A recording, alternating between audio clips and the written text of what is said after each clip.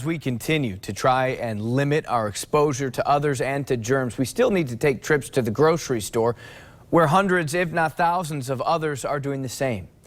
Well, News 8's John Dommel's in studio control with how some of those stores are taking an extra step to protect you and workers. So what's a sneeze guard, John?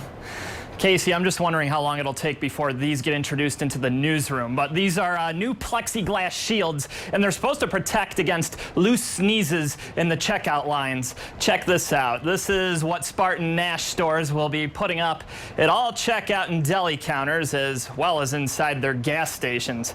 These shields are supposed to be sanitized at least once every half an hour or so, and Meijer management says it's installing these sneeze guards at their checkout lines as well. They've also suspended the use of reusable bags, bottle returns, and temporarily removed the kids' rides at the front of the stores. They're also putting taped X's on the floors, 6 feet apart from each other in some of the checkout areas to promote social distancing, and you should plan on seeing these added health measures by the end of next week. Live in studio control, John Dommel, News 8.